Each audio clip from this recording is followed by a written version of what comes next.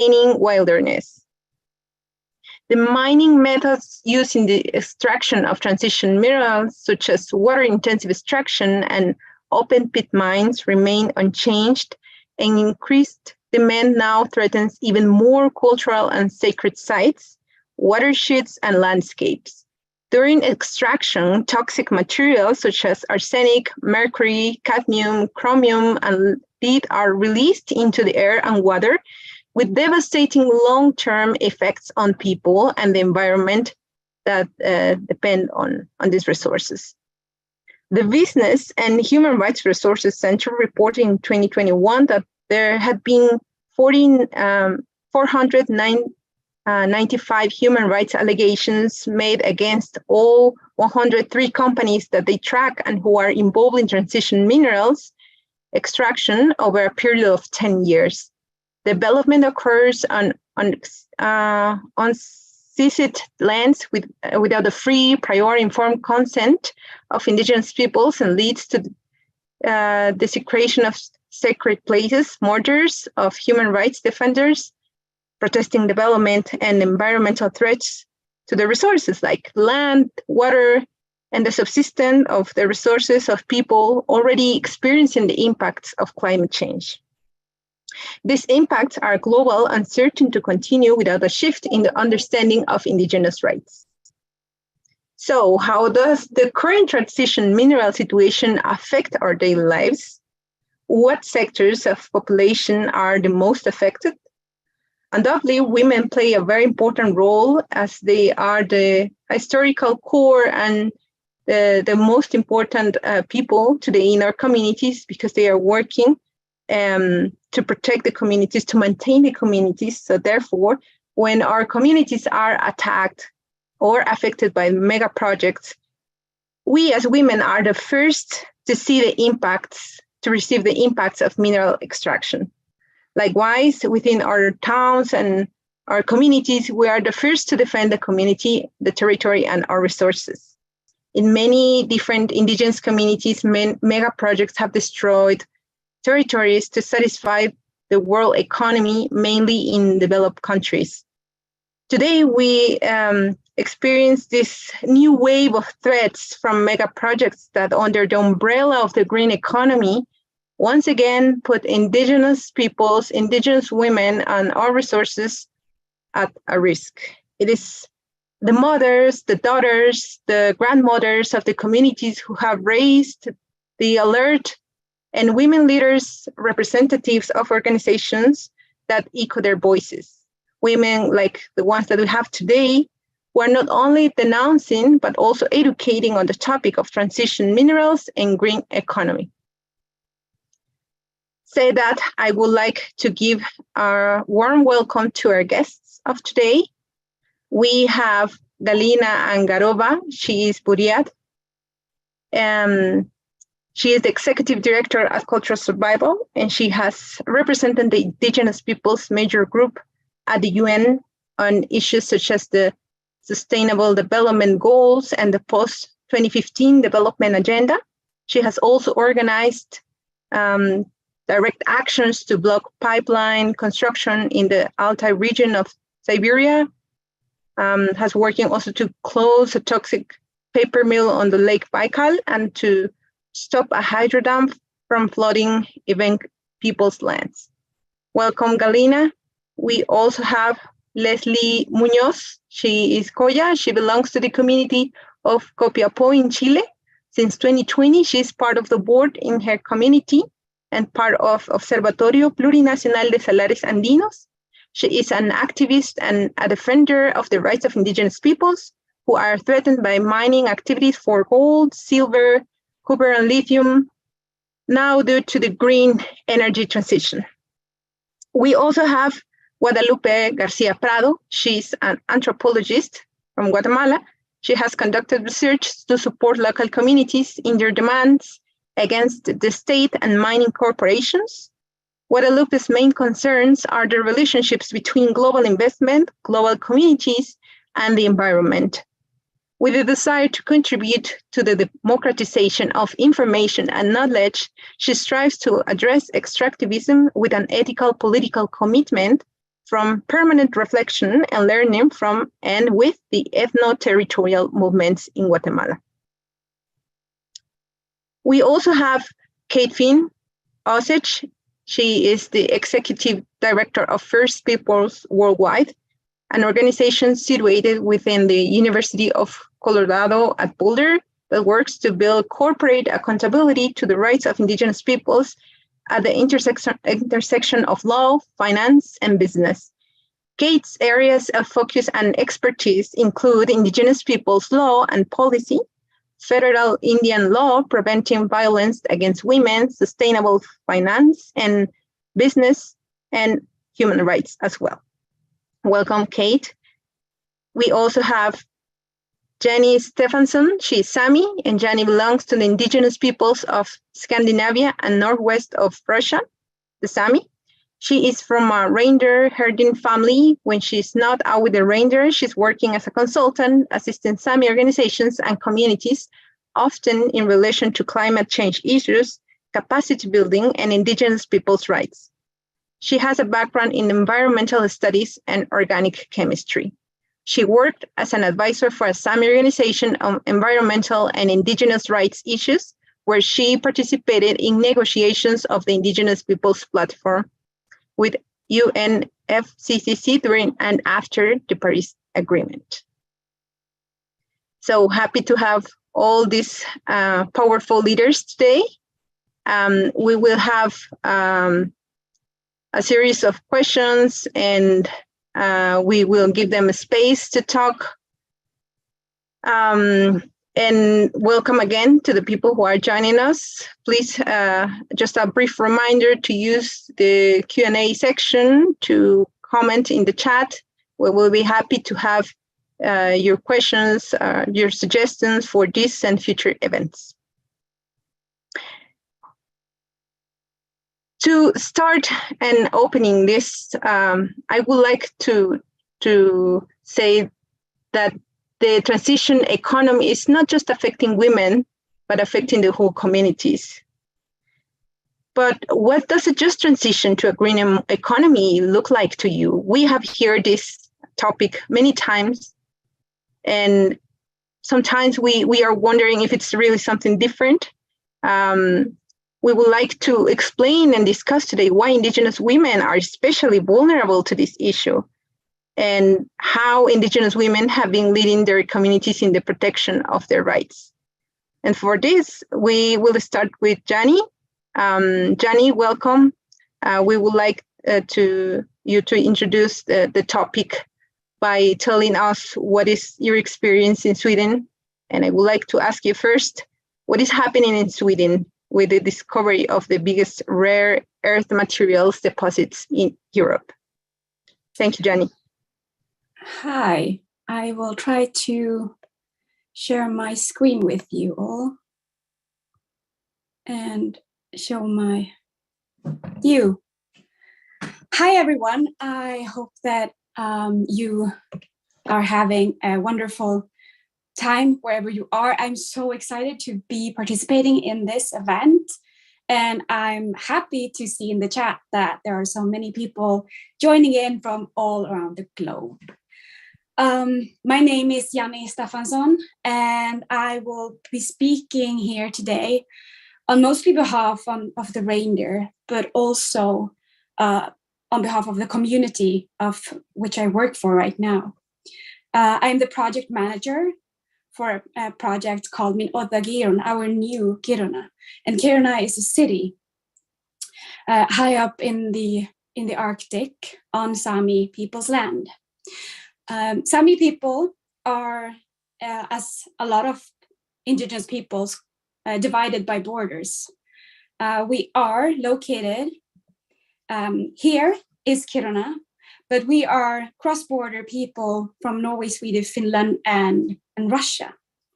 Our people have our source of identity comes from the reindeer, and because of that, it is from the reindeer's voice I speak right now.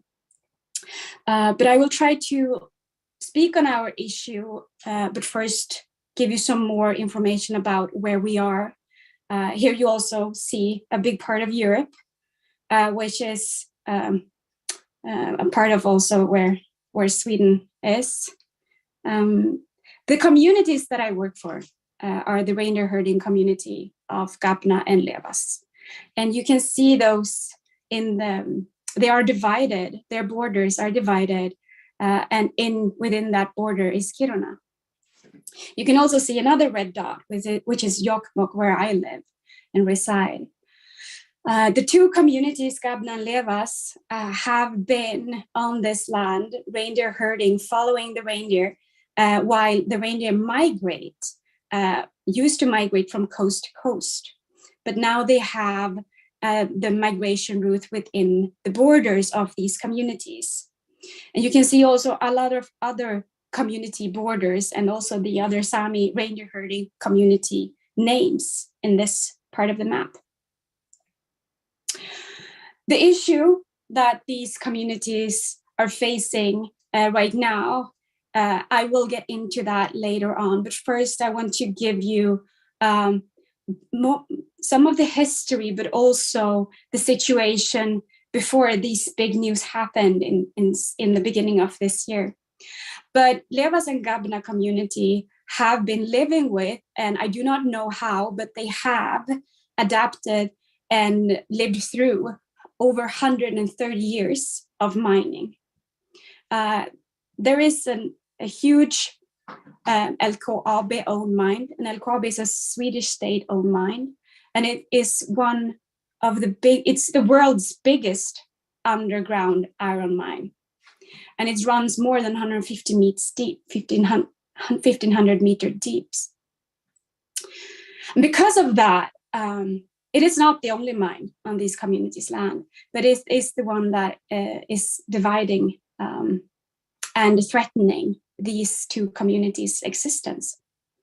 And because of that and long-term mining, the communities are severely struggling, and their herds have decreased and are continuing to decrease in a super unsustainable way. And it has been so for decades. And the communities are struggling with maintaining their culture, their language, their identity, because of the reindeer being the core and the foundation of our identity as a Saami people. The Saami and the reindeer are intertwined, and our relationship goes far. It's a very old relationship, before when the people and animals could speak to each other. The reindeer and Saami promised each other to follow each other and help each other to survive in this landscape. But the loss of this land that mine are threatening, it doesn't only threatens the Saami language and identity and culture, but it's also threatening the Saami children's right to culture, and of course our future. This is the city of Kiruna, what it used to be for the Saami people before the mine. And with the mine came the society and the railroads and the roads and other industries and what the other people call development. But the blue used to be the springtime land. And because of the reindeers always migrating, and the Saami following, these were kind of where communities met. And the red part was still the land they used for during fall time. And the green parts are very important and sacred grounds, calling calving grounds. And that's where the spring calving occurs, and where the reindeer needs most, they need to be non-stressed, and they need to be healthy. They need to be safeguarded from predators and animals and such things. But when the mine came in Kirunavara, which is the lower part of the green area, these lands ceased to be, and the reindeer gave this up. And since then, the community and the reindeer have tried to adapt. You see the two spots of the calving grounds are still in dark green, And the green, the lighter green, it's the previous pasture land while migrating, and also the winter grazing land. You can also see the shadows, or the shadows of the red. There are the current migration routes, and the older migration routes are the ones marked in heavy red.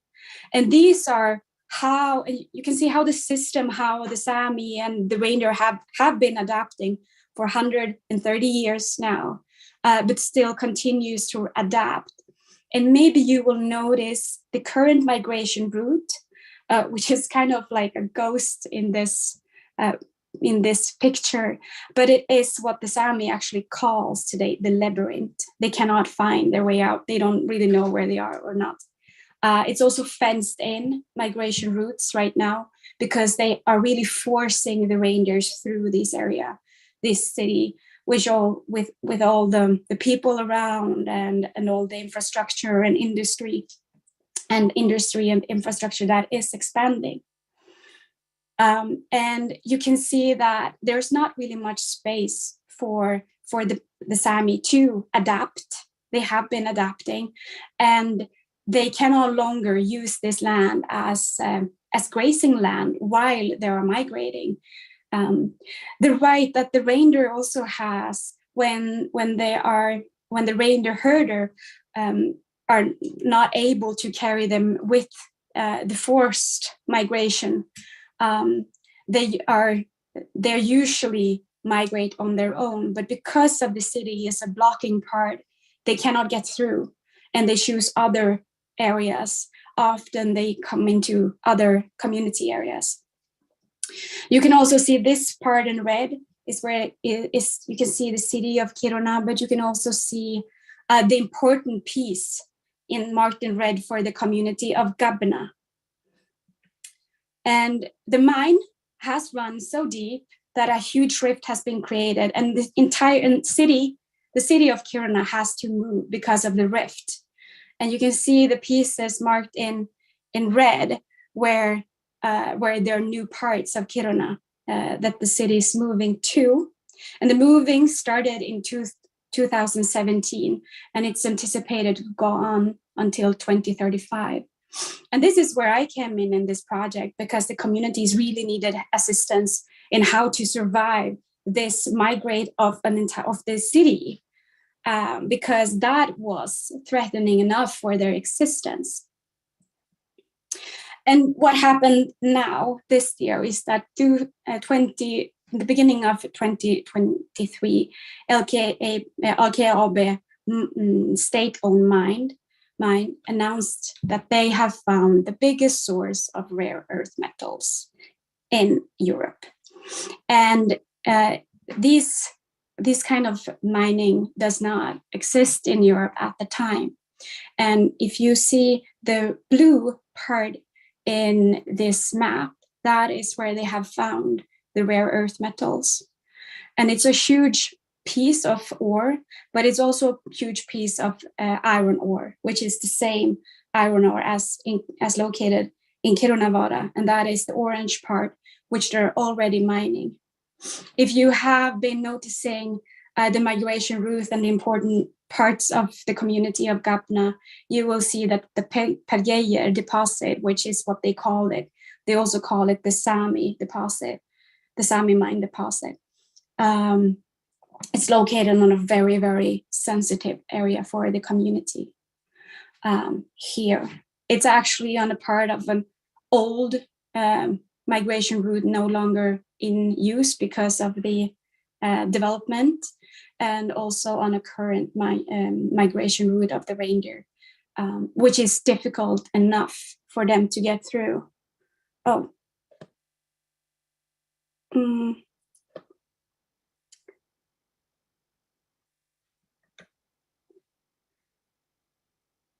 I don't know what's happening now. We're gonna try to go back there. Yeah. So, of course, this migration route is threatened, and the community of Gabna has been saying that if this mine that LKAB wants to open is open, that will be the end of this community. And that will be the end of reindeer herding, as the reindeer has a right to free migration. They will not be able to survive that exploitation on these lands. So that's a short part of the story, and I thank you for this opportunity. Thank you, Jannie. That's very.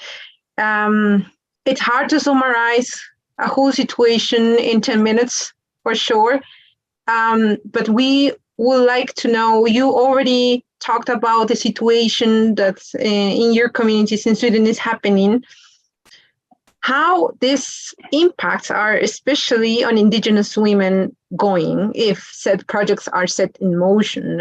You already mentioned some, but if you can concretely mention some of the more sensitive areas where women will feel affected. Yeah, of course, women is an important part of these communities.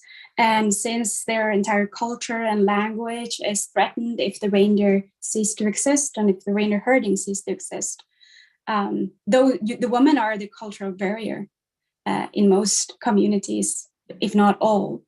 And also it adds to their burden, but it's also mostly women that are the first one to fight.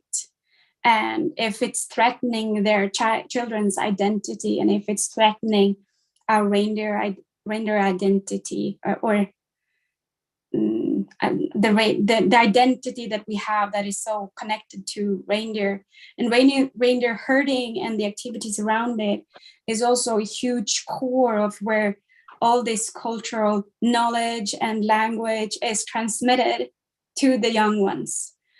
So if those gatherings cease to be, our entire culture will cease to be. We will not longer be Saami. And the Saami of Galina that used to be on that land with that particular language, with that particular knowledge of the areas, and all of that indigenous knowledge rooted into the land will cease to exist. That identity will be gone. Thank you, Jannie. It's unfortunate what is happening in the communities and how much load the women have to hold in their shoulders. But we want to tell that to tell our audience the kind of support that your community needs to protect their rights, because as Indigenous peoples, we have to organize and support.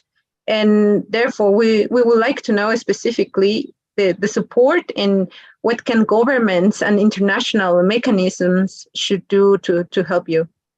Yeah, since this is a state-owned mine, we feel that the state has a lot of responsibility in that, but it's also more difficult to put pressure on a state, and which also brings a huge income to the state economy. It's also difficult for us to get the other population that are non-Indigenous in Sweden on our side.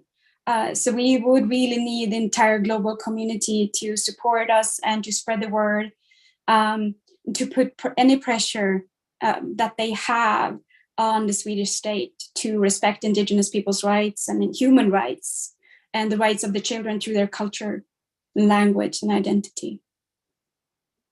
Thank you so much, Jannie.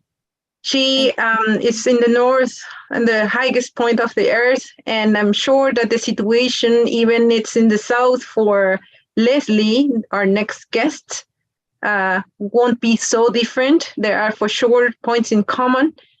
And then said that, I would like to give the space to Lesley. Lesley, mucho gusto, gracias por estar aquí. Me gustaría que nos contaras. Hola. Hola, Lesley. Hola, buenas tardes. Gracias por estar aquí nuevamente. Me gustaría que nos contaras cuáles son los impactos ambientales y sociales que están experimentando no solamente tu comunidad, sino los pueblos indígenas del sur y especialmente las mujeres indígenas en tu territorio. Chile es parte, es un país en la mira de la extracción de minerales de transición, especialmente la minería de litio, muy utilizada para la nueva economía verde. Entonces, si nos puedes contar concretamente cuáles son los impactos ambientales y sociales. Sí, mira, para empezar tengo que explicar un poco de qué se trata la minería del litio dentro del territorio. Nosotros somos una comunidad Colla, no somos la única dentro del territorio, estamos en la cordillera de los Andes, y estas comunidades no han tenido principalmente extracción de litio dentro de su territorio, porque en Chile la demanda, la explotación de litio se da al norte de donde yo vivo, que es en la región de Antofagasta, en la comuna de San Pedro de Atacama, en el Salar de Atacama, en donde residen comunidades indígenas licanantay o atacameñas. Pero nosotros tenemos no solamente la industria del litio enfocada en nuestros territorios, tenemos la enfocada en las industrias del oro, del cobre. Entonces, a partir de los ejemplos que el extractivismo de este tipo de minería ha causado en nuestros territorios, podemos entender cuál puede ser la afectación que ellos podrían realizar a las comunidades indígenas Colla, y en especial cuál va a ser la afectación a las mujeres. De partida, la extracción de litio es una minería del agua. Lo que hacen es extraer mucha agua, cantidades industriales de agua, para secarla al sol y extraer el carbonato de litio, bueno, además del proceso que conlleva. Y ahí tenemos el principal problema, la escasez hídrica.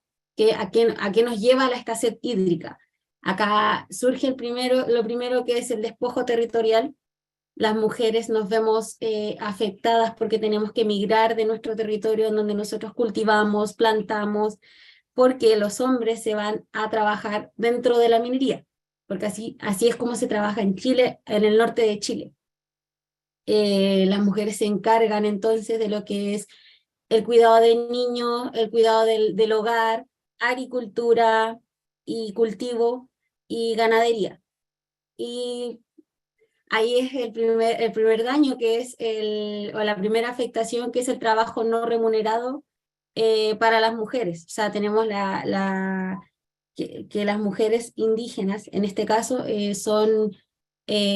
se les respeta o no se considera que el trabajo que realizan debe ser remunerado, y ahí tenemos, y tienen lo que conlleva que exista poca o nula acceso a la salud de calidad en Chile, que es privada si es que tú quieres tener una buena salud, o a la educación.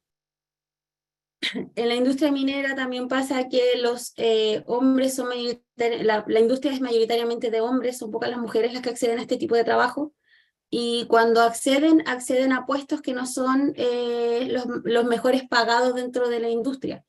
Entonces también tenemos una desigualdad salarial que no se contempla, y que se ha estado intentando promover y disminuir las brechas, pero todavía siguen existiendo a partir de lo que es la extracción minera en general. Por eso yo les digo, el ejemplo que tenemos de eso puede ser lo que nos puede llegar a inferir, a deducir que nos va a pasar a nosotras en un futuro con la extracción de litio acá en el Salar de Maricunga.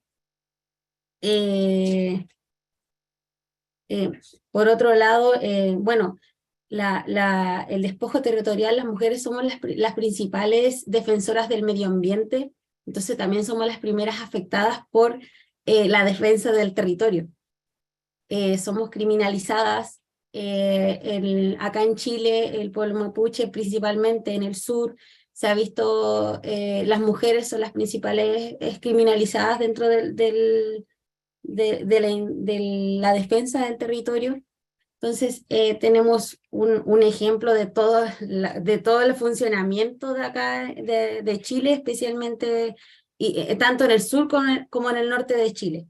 Y bueno, ese es el gran ejemplo que yo creo que debemos tener de lo que podría pasarle a las mujeres indígenas en el Salar de Maricunga o en el Salar de Atacama, por la extracción de litio, que ahora sí viene fuerte. Chile sigue promoviendo la industria, no se están respetando los derechos de las mujeres, porque no se está respetando el derecho al proceso de consulta indígena, consulta libre, previa e informada. el derecho al medio ambiente limpio o libre de contaminación tampoco se está dando, porque claro, nos estamos llenando de desechos industriales, bueno, de la extracción de agua desmesurada. Entonces nos está llevando cada vez más a que las mujeres tengamos que migrar y ir a otros territorios, obtener otro tipo de trabajos. Y esa es en general la gran problemática que nos está llevando la industria en general. Por eso les digo, acá en Chile la minería es bastante grande, no es solamente la industria del litio, tenemos cobre, oro, boro, como les dije. Entonces es una cadena que se está llevando y que se lleva de hace años en Chile y no se está queriendo cambiar. Eso. Muchas gracias, Lesley. Definitivamente hay un discurso, una narrativa en que los minerales de transición se ven como la solución a toda la crisis energética, a toda la crisis incluso de desarrollo que estamos atravesando actualmente. Y precisamente quiero preguntarte, ¿cómo crees que se puede contrarrestar esta narrativa actual de que estos minerales son críticos y que deben ser obtenidos a cualquier costo, sin importar los daños colaterales hacia las comunidades indígenas, hacia el territorio y pues hacia la vida en general? Bueno, yo creo que de partida los derechos humanos deben ser el centro de todo accionar. Esa sería una gran herramienta, pero también pensar en una nueva forma quizás de consumo, de no demandar tanto para no sobreexplotar territorios, porque las demandas no son de nosotros, no son de nuestros territorios, las demandas vienen desde otros territorios que quieren lo que tenemos en nuestros territorios, pero es solamente para ellos. Entonces, bajen un poco a su consumo, empecemos a pensar en otra forma de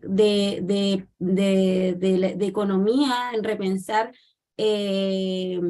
la movilidad, que no es solamente a través de autos. Entonces creo que todo va en un cambio de mentalidad hacia al respeto de los derechos humanos, hacia el respeto de los derechos de los pueblos indígenas y a conservar a los pueblos indígenas y a los territorios. Muchas gracias, Lesley. Definitivamente son nuevas perspectivas y nuevas ideas que tenemos que aportar desde los pueblos indígenas para que pueda hacerse un cambio real, en donde no solamente se cambie el nombre, donde no solamente se cambie la forma en que se extraen los recursos, sino que realmente sea una forma integral de vivir en donde podamos respetar a la madre tierra, podamos respetar a los pueblos indígenas y a la vida humana en general. Me gustaría saber, Lesley, con todo esto que mencionas, y porque la lucha va a seguir siendo grande en cuanto a la extracción de minerales, como tú decías, no solamente de litio, sino de diferentes materiales, ¿qué necesita tu comunidad para defender sus derechos? ¿Cómo se puede apoyar? Que es un poco la pregunta que le hacía anteriormente a Jannie, ¿verdad? ¿Qué se necesita para apoyarlos? Desde la comunidad internacional yo creo que empezar a plantear formas de aportar a las comunidades un poco de conocimiento o de ayuda legal, porque nosotros comúnmente como comunidades indígenas estamos de forma, no estamos en un plano horizontal con las empresas o los estados, sino que siempre estamos en un nivel de conocimiento menor.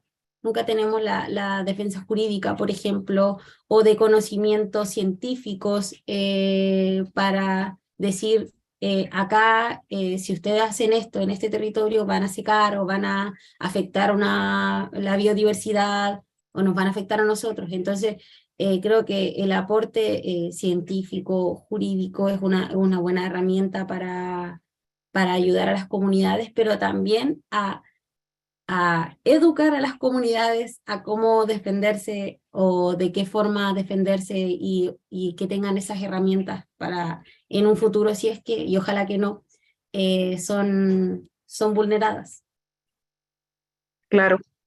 Definitivamente, Lesley, creo que hace falta mucho que hacer, pero hablar, tener estos tipos de eventos, estos webinars son un primer paso para que no solamente nos eduquemos, sino también pensemos en nuevas formas de organización, nuevas formas de lucha y nuevos proyectos. Muchas gracias, Lesley. Y hablando de nuevos proyectos y de otras formas en que nosotros podemos colaborar desde nuestros espacios, quisiera conocer la experiencia de Guadalupe García Prado. Guadalupe es, como mencioné anteriormente, directora del Observatorio de Industrias Extractivas. Y ella ha estado realizando bastante trabajo en los últimos años en el tema de minerales, específicamente en América Latina, en Guatemala.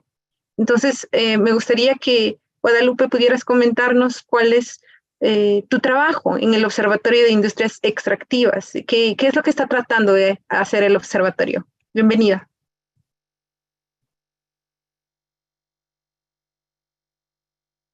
Bueno, muchas gracias por el espacio y pues creo que ha sido un gusto ser precedida tanto por Jannie como por Lesley. Creo que nosotros en el OIE, pues nuestro trabajo surge más o menos en 2019 y creo que parte un poco también de lo que Lesley planteaba, ¿no? De que acá en Guatemala lo que veíamos era que las comunidades que estaban en la línea de extracción eran las últimas en recibir información sobre los proyectos extractivos que estaban amenazando sus territorios, ¿verdad? Muchas veces, pues, las comunidades se daban cuenta de esto ya cuando los proyectos habían sido aprobados. Ningún proyecto extractivo fue consultado a pesar de que la ley de minería fue posterior a la firma del convenio 169, ¿verdad? Y hasta estos momentos es que estamos de nuevo como retomando, y bueno, las comunidades han tenido un largo proceso de lucha, más de 10, 15 años de lucha en donde se ha logrado que se reconozcan los derechos de consulta previa, libre e informada. Y bueno, frente a este como panorama, también esto ha tenido como un retroceso en algunos temas democráticos y de acceso a ciertos derechos, tanto las comunidades han sido reprimidas, ¿verdad? En los últimos 10 años.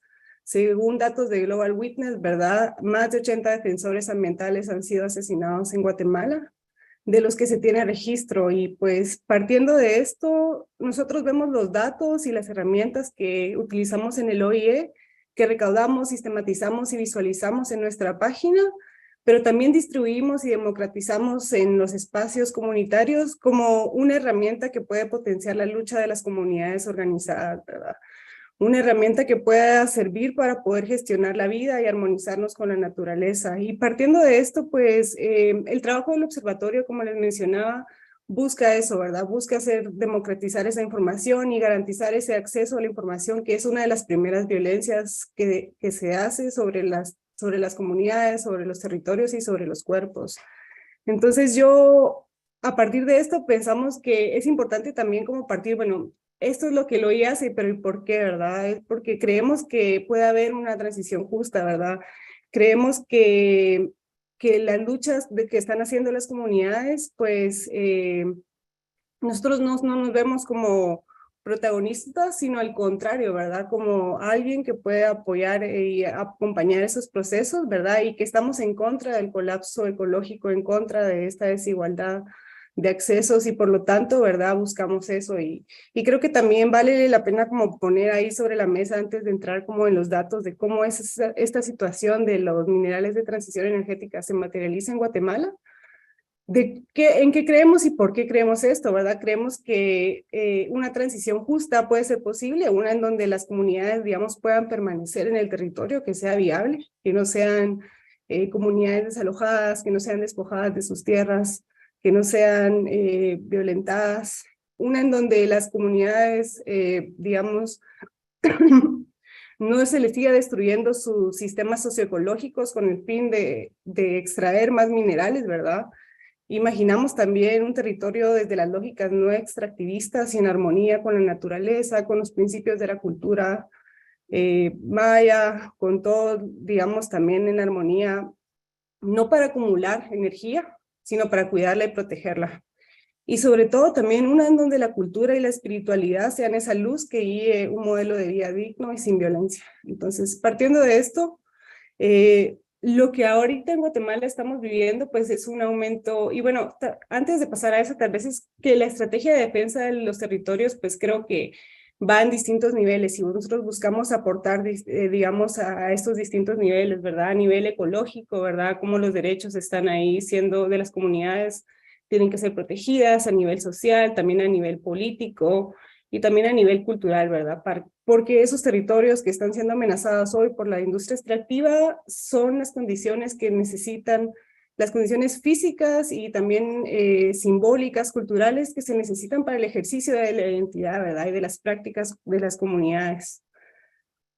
Entonces, pues ahorita, como mencionábamos, ¿verdad? Hay una presión, de nuevo, se aumenta la presión en los territorios, ¿verdad? Es una especie, y creo que lo han llamado acá en Guatemala, y también recientemente un colega, Giovanni Batz, lo nombra en su libro como la cuarta invasión, ¿no? Entonces, los pueblos creo que ven a esta cuarta invasión como este nuevo neocolonialismo climático que busca dar como soluciones tecnológicas a una crisis de energía, a una crisis de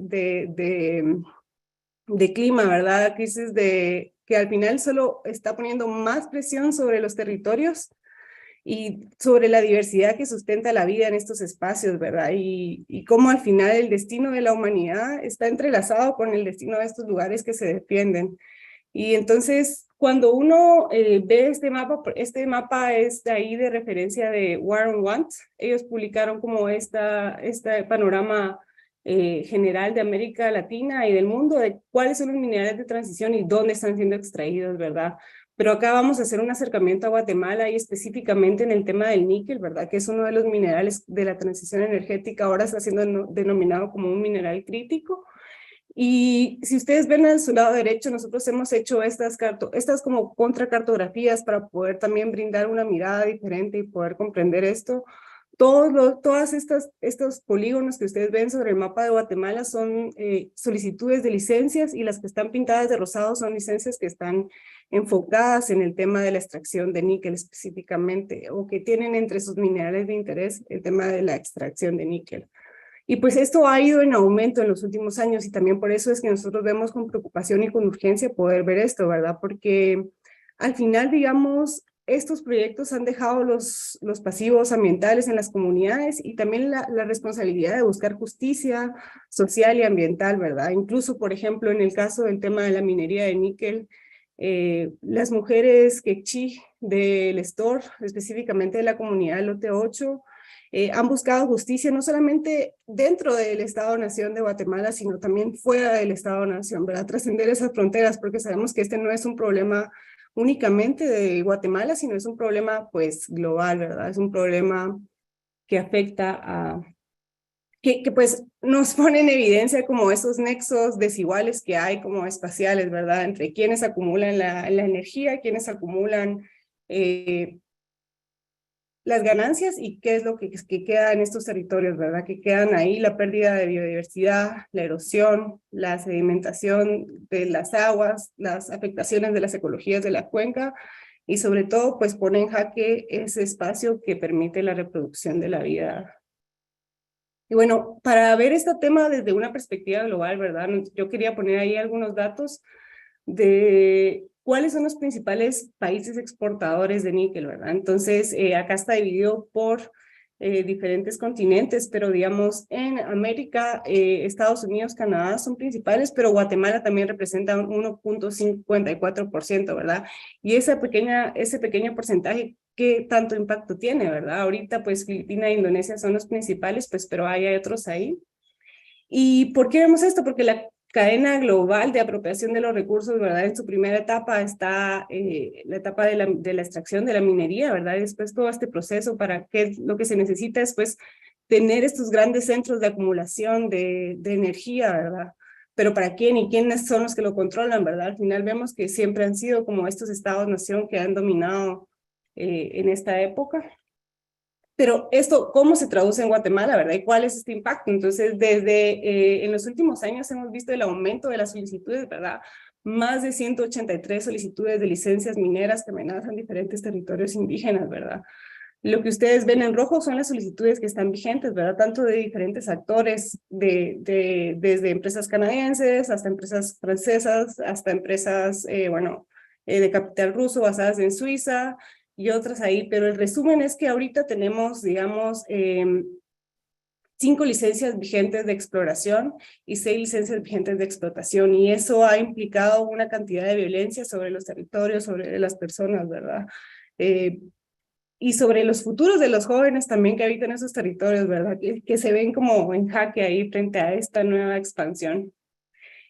Y esto, pues ya viéndolo acá, como ustedes pueden ver, también es una mirada un poco más de cerca. Ahí podemos ver ahí los nombres de algunas de las comunidades que están registradas dentro de los registros oficiales, ¿verdad? No todas están acá presentes porque no han sido reconocidas muchas por el Estado, pero por eso mismo, digamos, todas estas comunidades, estos puntitos verdes y estas tierras comunales que ustedes ven, como ven, se les impone una nueva lógica, ¿verdad? Se les imponen licencias sobre ellas, ¿verdad? Sin consultar, sin pensar en todas las formas de vida que existen en estos territorios, ¿verdad? Y todas estas comunidades, por el tema de la expansión de níquel, que es una especie de minería a cielo abierto, bien lo decían al principio, ¿verdad? En la introducción, de que esto pues es expansivo, y para poder extraer todo este níquel se necesita desalojar a las comunidades. Es más, durante el año pasado hubo un reportaje de leaks que se filtraron de la empresa CGN y Solway que trabajan en esta zona,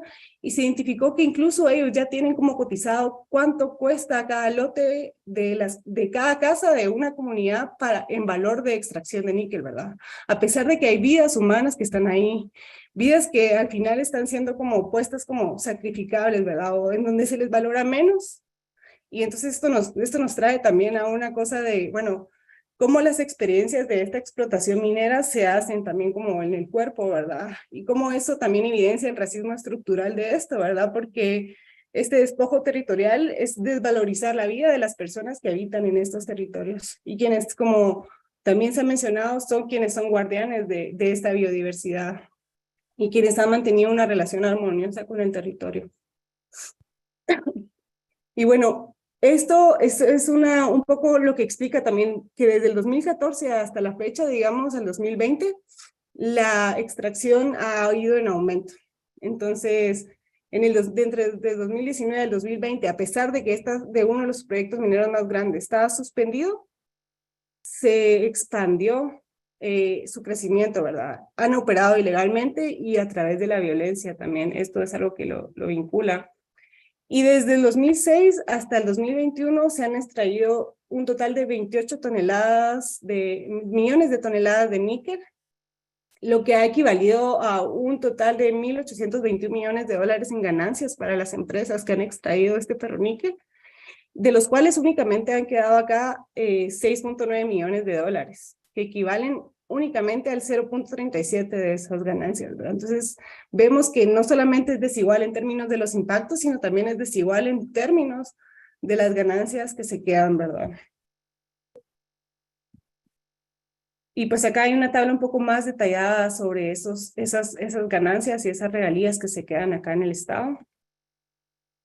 Y bueno, ¿hacia dónde va esto, verdad? ¿Hacia cuáles son los destinos de exportación que están, digamos, yendo estos minerales, verdad? Entonces, el ferroníquel, por ejemplo, va a la mayoría a Asia, sobre todo a China, y después, pues, hay otros ahí de Europa, Ucrania, creo que también es un destino importante, sobre todo de la mena de níquel que no va procesada, Canadá también. Y la mena de níquel específicamente, se reduce aún más cuáles son los destinos, ¿verdad? Ucrania uno de los principales destinos y China otro de los principales destinos, que pues ahora si lo discutimos más a profundidad probablemente ha cambiado con todas las crisis de las guerras, ¿verdad? Bueno, regresando a todos estos impactos socioambientales, ¿verdad? Como decía también Lesley, que ya me precedió, pues hay pérdida de la biodiversidad, la contaminación del agua y del aire, problemas de salud, violencia sexual en las mujeres, ¿verdad? Como les decía, estas mujeres que aún siguen buscando justicia, no solamente dentro del territorio de Guatemala, sino también en otros territorios como Canadá. Desplazamientos forzados, la corrupción en los procesos de otorgamiento y sobre todo pues la militarización de los territorios. Y Bueno, creo que hay una de las preguntas, y tal vez ya me adelanté un poco ahí, es también qué hacemos también acá para poder contrastar esto, digamos, y una de las cosas que hemos implementado en el observatorio también ha sido la investigación desde las comunidades, siendo las comunidades los principales actores en recolectar datos, ¿verdad? Sobre todo de las afectaciones socioambientales para que pues estos mismos datos y este mismo proceso de investigación sirva para fortalecer sus luchas territoriales, ¿verdad? Y pues hay un grupo de tecuanes que significa guardianes del agua, tecuán es guardián, el gran guardián, y pues estos jóvenes se dedican a hacer monitoreo de fuentes hídricas para monitorear, digamos, cómo está el agua en los territorios. ¿Y por qué es importante esto, verdad? Porque como decía Lesley, no tenemos mucha información, nunca el Estado tuvo mucha información sobre el estado de los recursos previos a la explotación. Y pues nuestra intención y la intención de los jóvenes que se suman a esto es producir datos que buscan cerrar esa brecha, ¿verdad?, de información y que puedan generar información para gestionar la vida y gestionar el agua dentro de sus territorios, pero de manera comunal. Y este es un poco algunas de las propuestas que se han tenido, bueno, estos son algunos de los puntos de monitoreo que se hacen ahí alrededor de uno de los proyectos de níquel más grande, que es el proyecto Fénix. Y nosotros pues contamos con un laboratorio comunitario para poder ofrecer estos servicios a diferentes comunidades que estén interesadas y hacer como este acompañamiento. Y pues gracias, yo los invito ahí a visitar la página del OIE para poder tener más datos sobre perfiles específicos de proyectos, y pues también en nuestras redes pueden encontrar también nuestras investigaciones más recientes. Gracias. Muchísimas gracias, Guadalupe. Sabemos que es mucha información y que, pues, como mencionaba anteriormente, es tan difícil hacer un resumen sobre situaciones tan críticas, pero definitivamente nos das un panorama, así que te agradezco. And continuing with this discussion, we, as our previous guests have said, the mining is spreading, the mining is expanding, and the human rights are not being respected. But we have to ask ourselves, what can we do for this? Where is it the right to free, prior, and informed consent? And how can we give solutions to advance to this fair implementation? And for this topic, we have Kate Finn. She will talk us about the rights, risks, and approach, what companies should understand about this right and just approach, and what are the risks to the companies of failing to respect Indigenous peoples and Indigenous women's rights. She will provide some examples and we'll talk about as well the concrete actions that are needed to protect Indigenous people's rights. Welcome, Kate. The time is yours. Thank you so much. It's my pleasure to present here today, and I am so incredibly honored to you for moderating and to Cultural Survival for the invitation to present, and also honored to present after Jannie, Lesley, and Guadalupe, and the incredible expertise that they bring to this topic. One moment while I share my screen here. Deanna, is that working? Yes. Okay. I see a yes. I'm going to go with it. So thank you all so much. I am the executive director of First Peoples Worldwide. Our mission is to work from a foundation of Indigenous values to achieve a sustainable future for all. And what that means for us is that we build bridges between Indigenous peoples and the private sector, and we build the business case for free, prior, and informed consent. To me, one of the biggest opportunities of the green economy, one of the opportunities of solving for the climate crisis, is the opportunity that we have as a global community to elevate the expertise and wisdom of Indigenous peoples. And I believe that Indigenous women carry that expertise in our everyday lives as we move through the world as mothers and grandmothers and aunties and sisters and friends, as attorneys and doctors and scientists and all of the different roles that we carry, I think that this is the expertise that will bring our world to a sustainable future. So I'm looking forward to sharing with you all some of our work from First Peoples Worldwide on free, prior, and informed consent.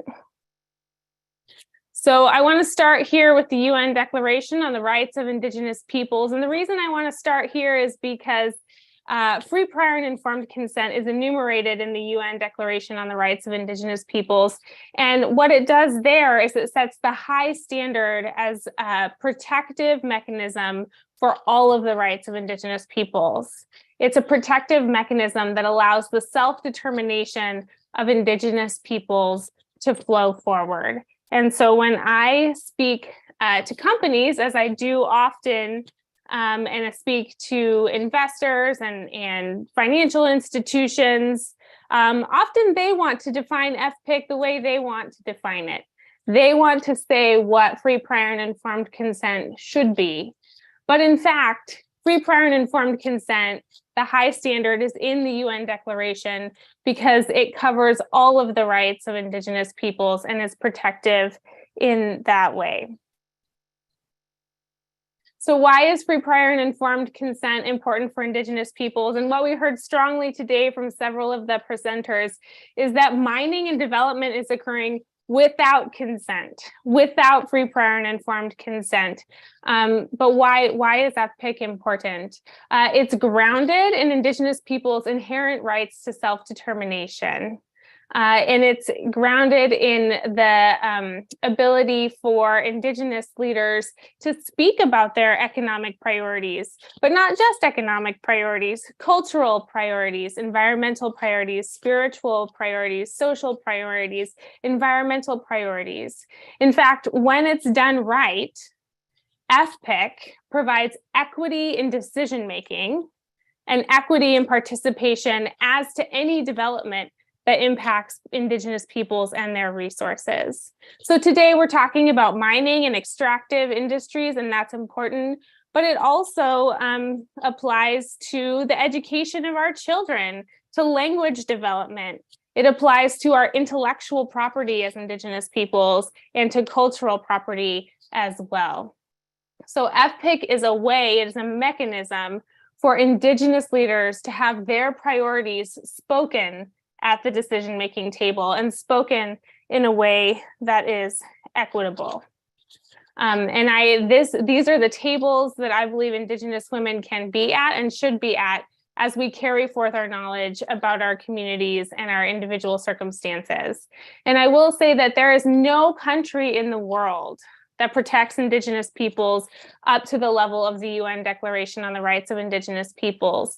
So this is why I believe there's an opportunity in the private sector to help the private sector to understand that they cannot rely on states to protect Indigenous peoples.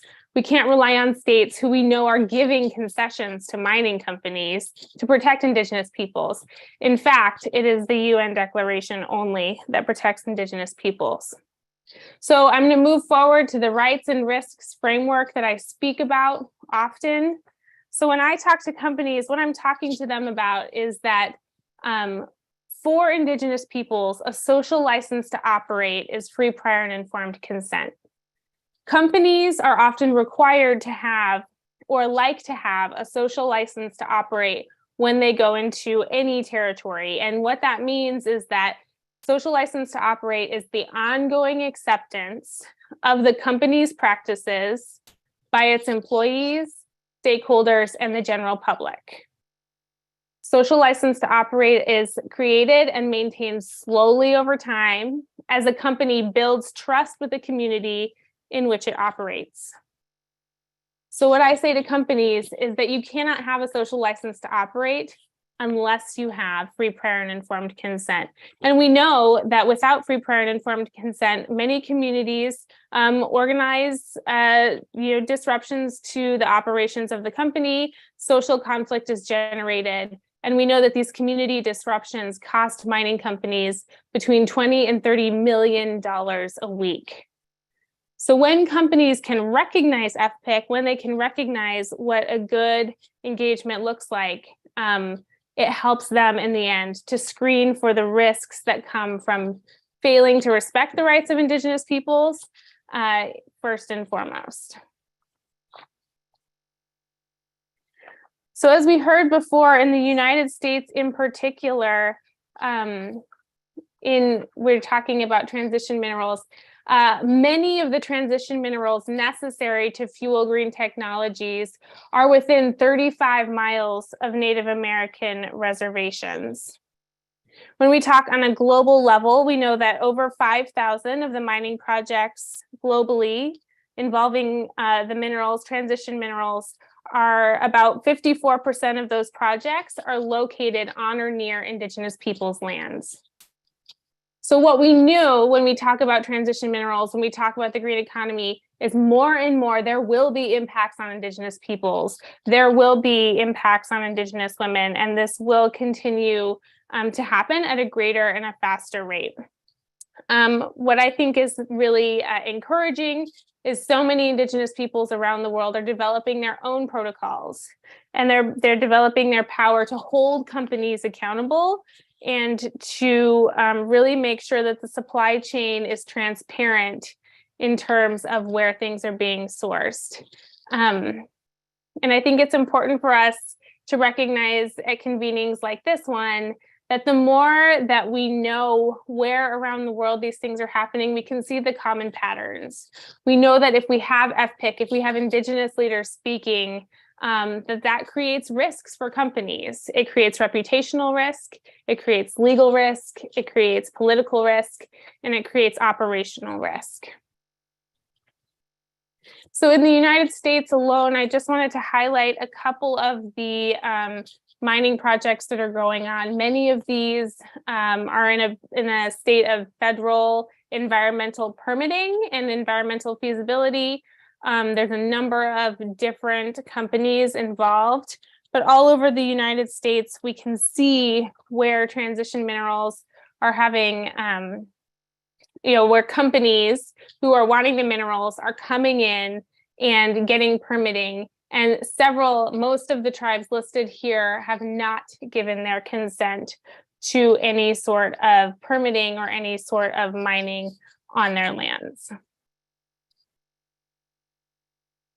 I'm going to stop sharing here because I want to address something in particular to women here. And this is, one of the risks of mining. And I want to say here that even though we're talking about the green economy and the transition to new technologies, of course, what it backs up to is the need for the minerals and the metals that are on the land. And when it comes to mining and the impacts on Indigenous peoples, we have that playbook. We know what happens. One of the biggest impacts for women and children of the extractive economy, both oil and gas and mining, is the epidemic of missing and murdered Indigenous women. And I know that there are statistics from around the world of this phenomenon. I'm going to speak particularly to the US and Canadian context. But for example, in 2016, I know this is an old statistic, there were over 5,000 known incidents of missing and murdered Indigenous women. Only 116 of those were cataloged by the federal government. That is a huge hole. That is a huge gap of cases that are not going investigated and cases that are being left cold. And the reason for that is because of many of the jurisdictional issues in the United States and in Canada. But what the phenomenon, what the pattern is that in a community, in an Indigenous community, when extractive industries move in, they bring in more and more and more workers, outside workers to work the mine, outside workers to work in the oil fields. All of this comes in and there's an incredible increase in violent crime, and that has been documented. And there is an incredible increase in human trafficking and sexual violence in particular. It's an old statistic, but we know that Native Americans in the US make up about 4% of the population. But if you look at human trafficking victims in the United States, in that population, there's about 40% of Native American women. So we know that Indigenous women are at more risk when extractive industries come in, and we know that the criminal violence goes up incredibly. We also know, and I want to say here, that when mining happens, when these extractive industry projects happen, they happen in a place. So even though the company moves on, even though, excuse me, the workers move on, that place is forever impacted. And there's a cumulative trauma that occurs there.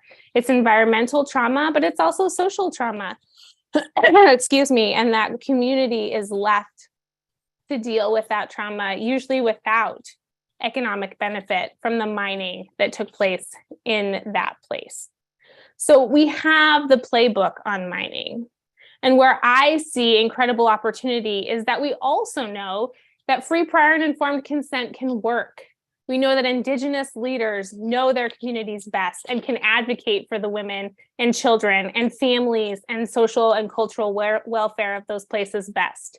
So FPIC, as it provides equity and participation and equity in decision-making, is the best way to protect people and the best way to ensure that Indigenous peoples are included in a good way in the green economy. And I believe that this is the way that we, for Indigenous peoples, can move into the green economy, where we're solving for the climate crisis, but also addressing and solving for the legacy of colonization that has occurred around the world. So with that, I just want to uplift all of the Indigenous women here and all of the work and expertise that goes on to raise Indigenous power that I believe is ascendant across the globe. Thank you, Diana. Thank you so much, Kate. Indeed, it's very important that you mention all of these points, because the fight, it's continues, and the situation, it's, as I mentioned before, it's expanding, and we have to know how to defend and protect, how to be consulted as Indigenous peoples, and how to organize in the communities, but also within the organizations. And for this, I would like to introduce our last speaker. I would like to introduce Galina Angarova, Cultural Survivalist Director. And I would like Galina to introduce about an effort about different organizations, which is the Search Coalition. I would like you to share some stories of successful engagement with companies through the Search Coalition, and what are the goals of this new join of efforts of different organizations. Thank you, Diana. It's a greeting in my native language, Buryat language. I just wanted to briefly mention that I do come from the OPSAL clan. I'm the daughter of my peoples, of my clan, of the Hirit Nation, of the Buryat peoples in Siberia. And I'm an Indigenous rights activist, and I serve as the Executive Director, Cultural Survival. And it's a great honor to be among all these wonderful women speakers who have shared their expertise and stories with us, right? So really, truly honored and touched. And today I'm here to present and introduce our coalition of Indigenous and allied organizations that works to protect the rights of Indigenous peoples, and champion a just transition to a low carbon economy.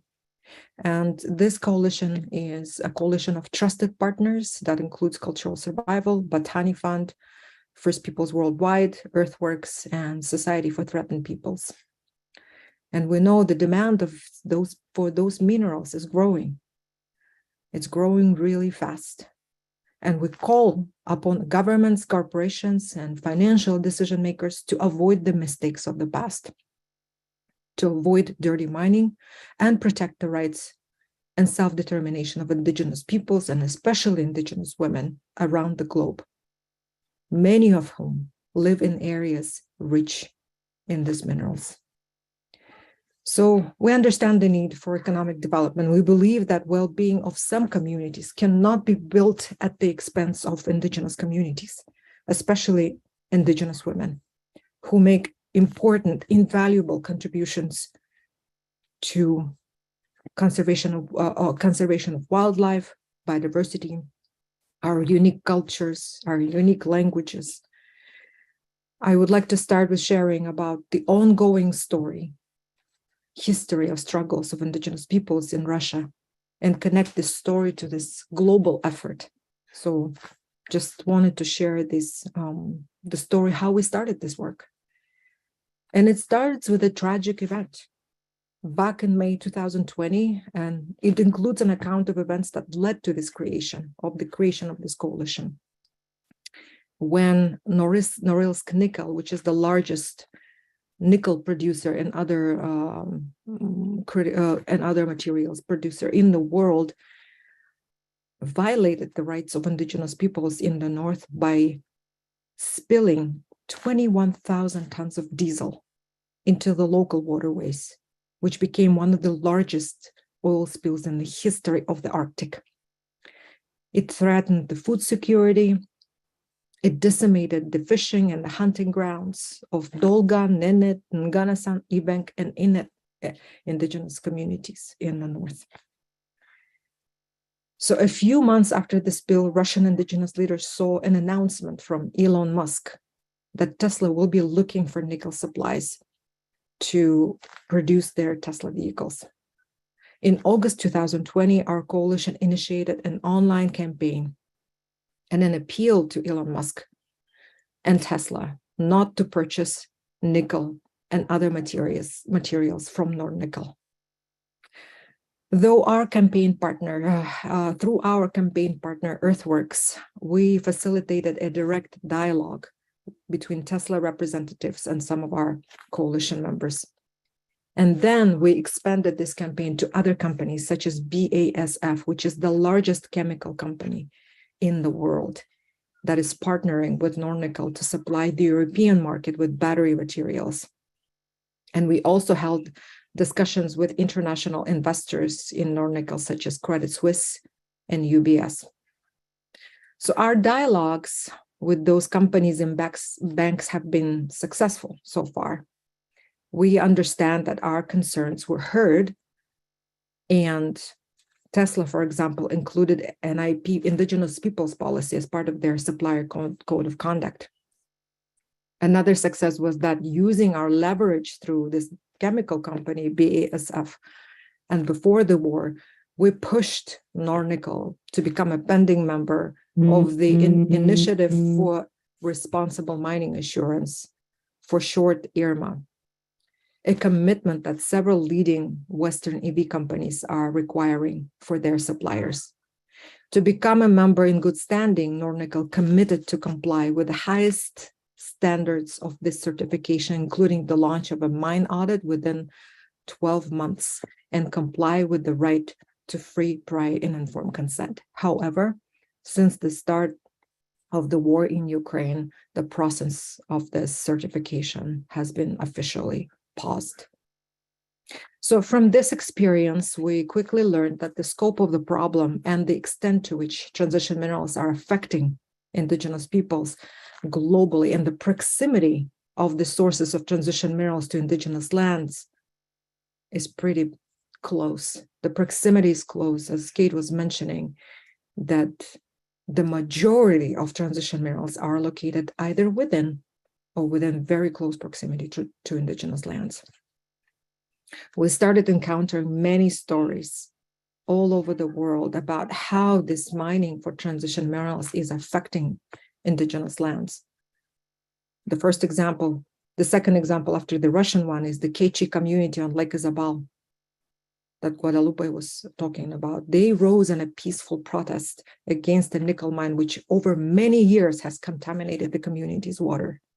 The presence of that mine resulted in sexual violence, in murders, and other forms of repression against the Quechua communities. In Democratic Republic of Congo, a country that hosts more than 70% of the total cobalt global reserves, human rights groups have been reporting on human rights abuses, including child labor and unsafe working conditions. In Nevada, indigenous community leaders of the people of the Red Mountain are protesting the Thacker Pass lithium mine, citing the harm it would cause to the Fort McDermott Paiute Shoshone tribe, the ancestral burial sites, water resources, and local wildlife. And now, the case of the large deposits of rare earth minerals in Sweden. As Jannie mentioned, we have to remain vigilant as Indigenous peoples, and this is why we are here, in an effort to express solidarity with each other and seek solidarity from other people, both Indigenous and allies. So the story of our campaign development shows that it's effective, and Indigenous peoples are truly in solidarity with each other, regardless of the country, region, continent. We unite with human rights, environmental organizations, and bring in scientists, other experts, and specialists to support this campaign.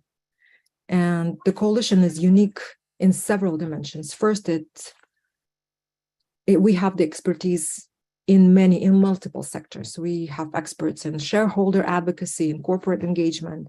We provide tailored information to companies, banks, and investors based on proven strategies. We have on-the-ground connectivity with Indigenous leaders experiencing these impacts in real time. We have real-time capacity for research on mining and renewable sector to understand the short and long-term impacts of this energy transition.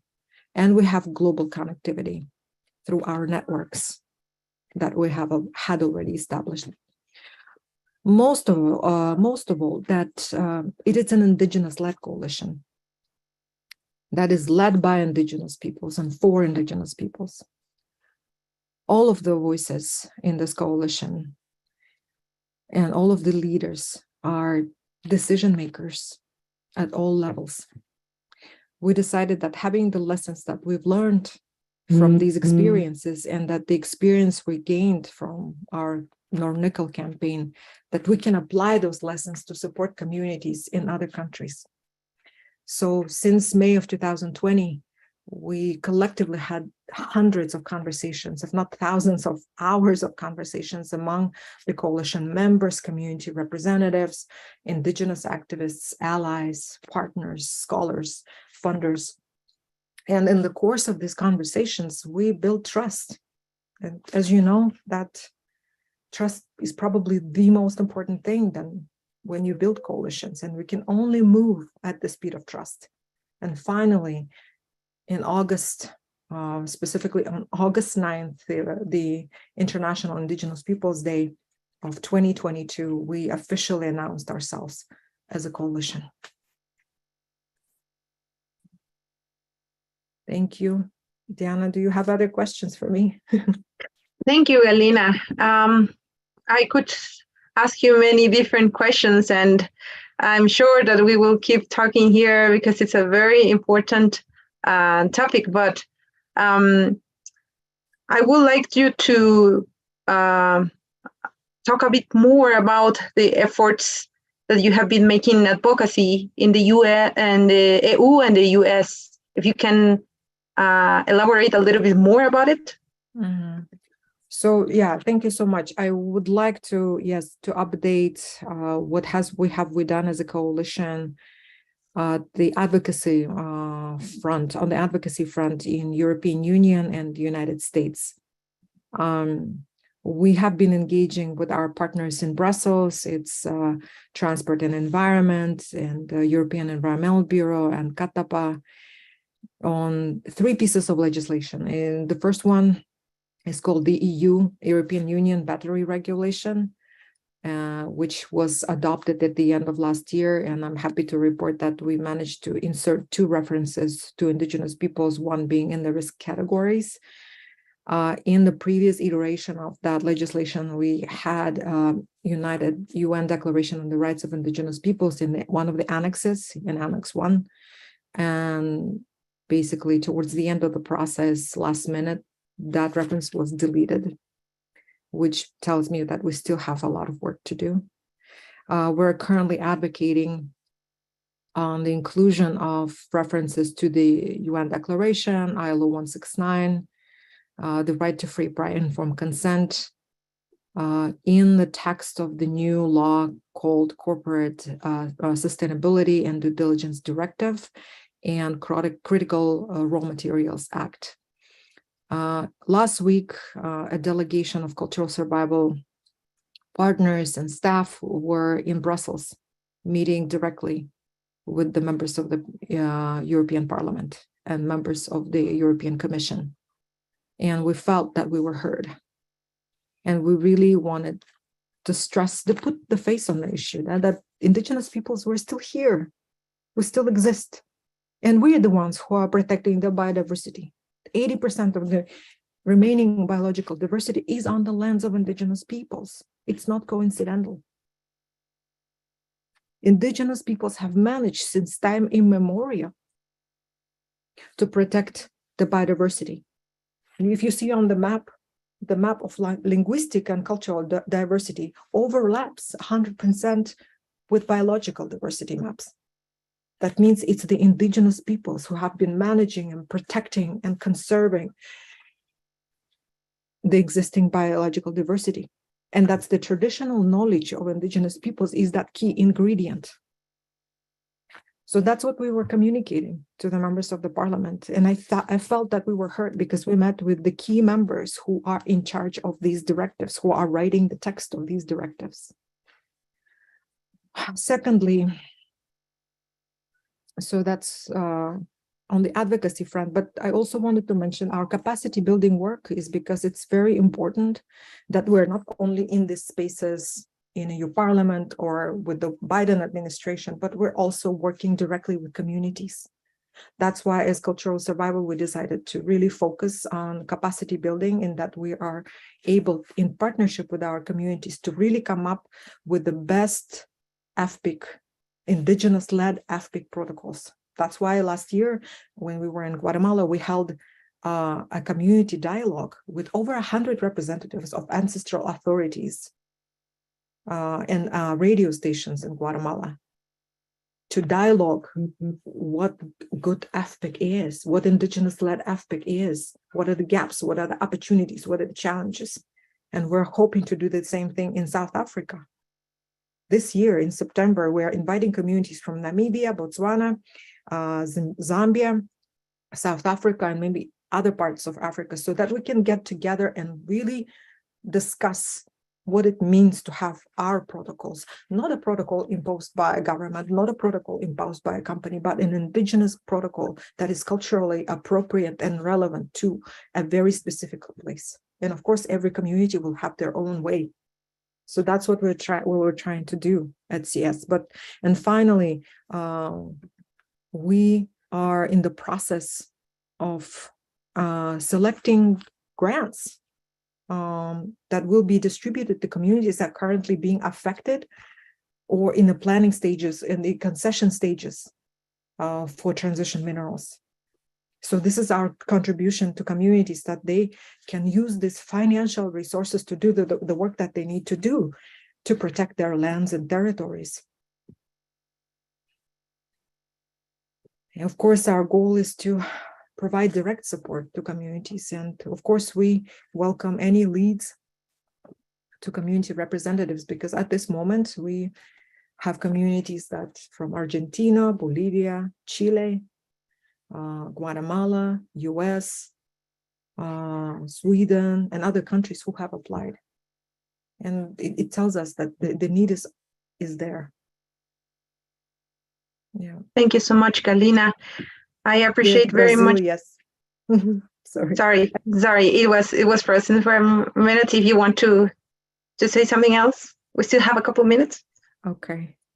I wanted to add from the gender angle, right? Because this is the event dedicated to Indigenous women, because Indigenous women play a central role on their lands. They are the original environmental defenders. They are all on the front lines. They are the ones who are experiencing the impacts of mining. And all of the speakers have already said the most important things. I just wanted to reiterate that Indigenous women have long been marginalized and face multiple layers of discrimination. However, we carry millennia-old knowledge as guardians of our lands, waters, and biological diversity. We are the healers, the holders of our culture, ways of life, and value systems. This knowledge is passed down from one generation to the next over thousands and thousands of years. And we are the original storytellers, keepers of our traditional knowledge systems, languages, and the best experts of our landscapes. It's time to support Indigenous-led organizations that are led by Indigenous women. Support projects that are led by Indigenous women. Include Indigenous women in your boards. Sponsor participation of Indigenous women at international conferences and meetings of human rights mechanisms. Make introductions, mention their names in the meetings, so that collectively Indigenous women are elevated, because this is the role that we need to play in order for this planet to be livable and survivable for everybody. Thank you. Thank you so much, Galina. All of what you said and the previous guests' true words, very accurate to the situation that we are facing, that we are going through. And it seems like it's going more and more. And there was an interesting question for any of the guests that want to ask and elaborate a bit more concretely and briefly. Is there any way to change this trajectory? Is there any way to stop these corporations from totally destroying our ecosystems? Because it seems inevitable. Is there any way where how we can do it in every region of the world? So if any of the guests want to elaborate, the microphone is yours.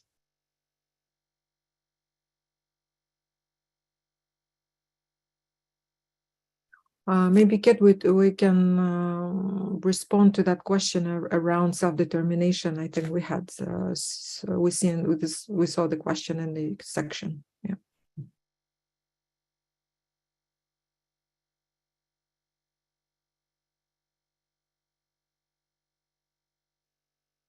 Okay, well, I can start maybe. Thank you. It was a question from Jeff.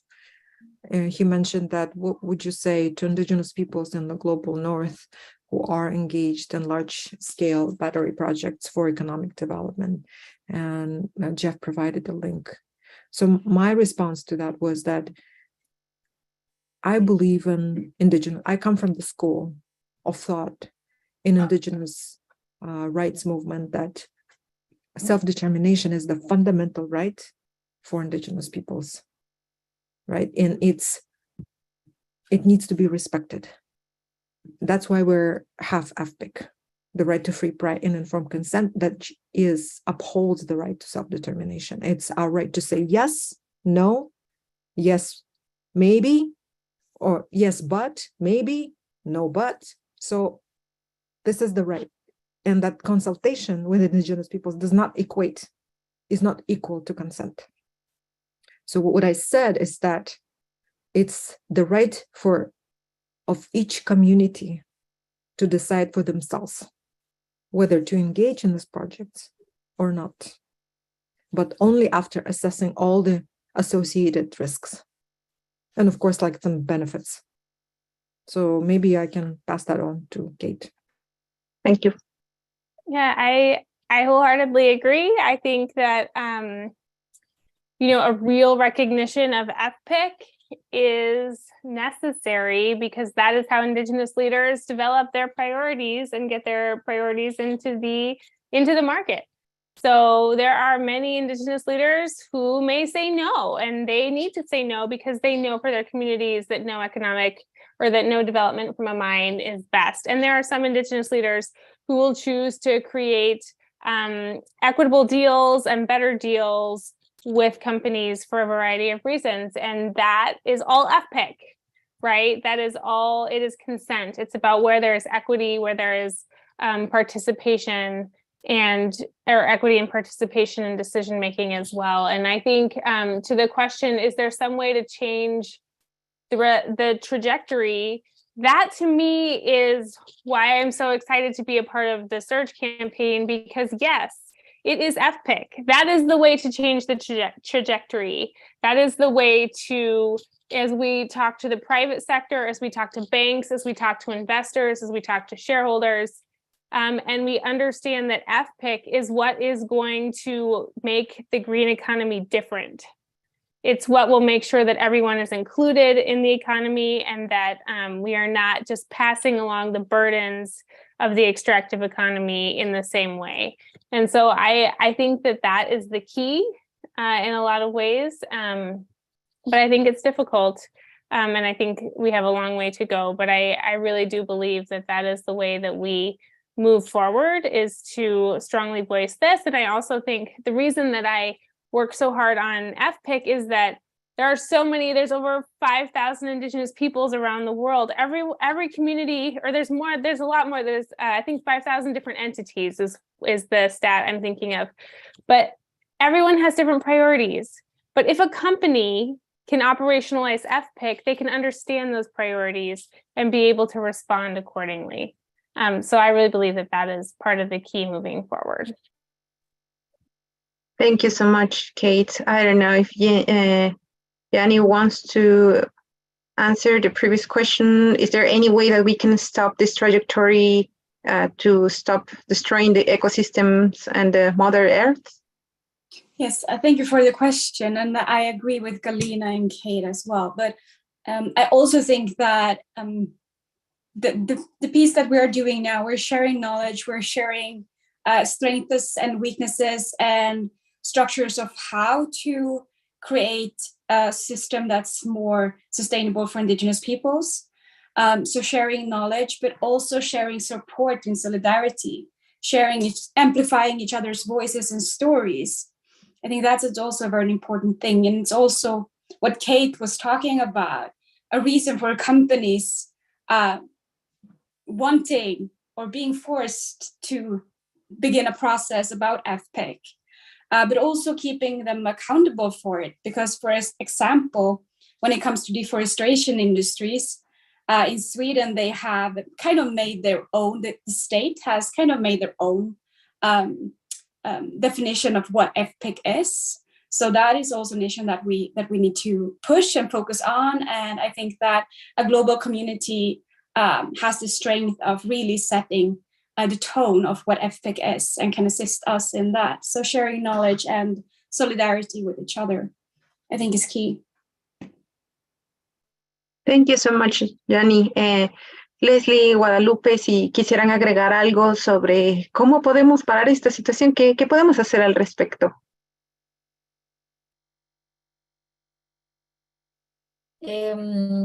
Yo creo que para parar la situación hay que plantear una respuesta a través de las personas, del respeto hacia la vida de las personas y del derecho a decidir de las personas, de los pueblos indígenas, de las mujeres indígenas, para poder tomar o llegar a una decisión sobre algo.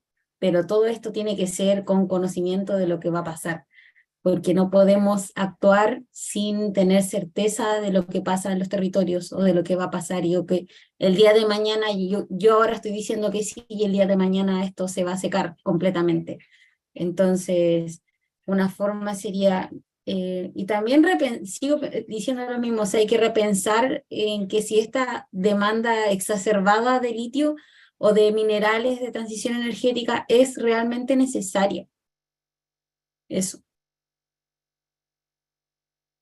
Muchas gracias, Guadalupe.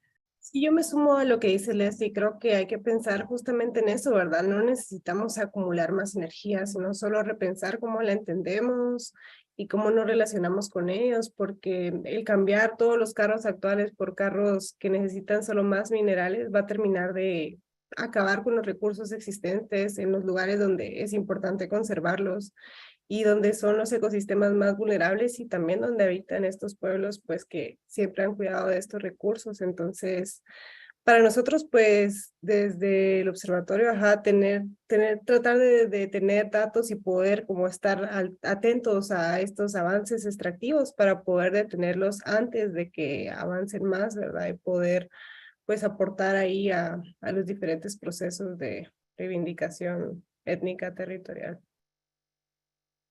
Muchas gracias, Guadalupe. Unfortunately, our time is up and we reached the end of this webinar, but we want to thank all of our guests. We have made an effort to bring in this a bit more or almost 2 hours of this webinar, a general overview about the transition minerals and the green economy and how can we work together to adjust transition.